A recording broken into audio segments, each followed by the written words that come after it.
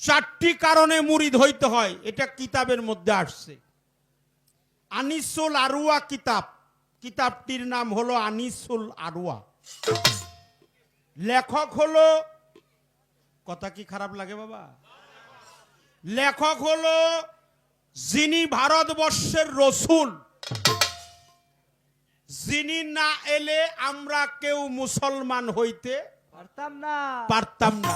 তিনি আতায়ে রসুল, হিন্দি অলি, গরিবের বন্ধু, গরিবের নওয়াজ হযরত খাজা মঈনুদ্দিন চিশতি রহমাতুল্লাহ আলাইহি, যিনি আতায়ে রসুল, যিনি ভারতবর্ষের না এলে আমরা কেহই মুসলমান হইতে পারতাম না।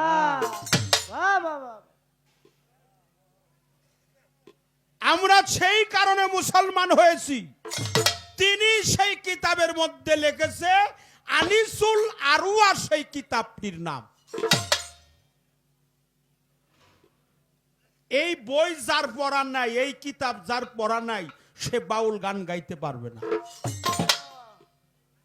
সেই কিতাবে লেখা আছে আল্লাহকে চেনার জন্য নাই, রসুলকে চেনার জন্য নয়। আল্লাহ রসুল প্রত্যেকটা মানুষের মধ্যে বাস্তবায়ন।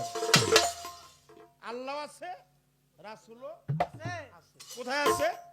এই দেহের মধ্যে। আমার প্রশ্ন, আপনি বলবেন এই দেহের মধ্যে আল্লাহ আছে। ওয়া নাহনু আকরাবু ইলাইহি মিন হাবলিল ওয়ারিদ কুল বিল মুমিনিন, কথা কর না কে?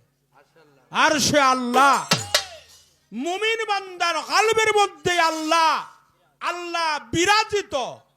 আল্লাহু নূরুস সামাওয়াতি ওয়াল আরদ, আল্লাহ হলো আসমান জমিনের প্রজ্বলিত নূর। আল্লাহ কি নূর? নূর মানে কি? আলো। কাদিজাকুম মিনাল্লাহি নূরুন কিতাবুন মুবিন, সূরা মায়দা আয়াত নাম্বার 15। সেই রসুল পাক নূর নবী, তিনি আমাদের সকলের নবী। তিনি হলো নূর নবী। তিনি কি নবী? নূর নবী। নূর নবী। এবার নবীর শানে বলেন সাল্লাল্লাহু আলাইহি ওয়াসাল্লাম। নবীর নাম শোনা মাত্র সম্মান দিবেন।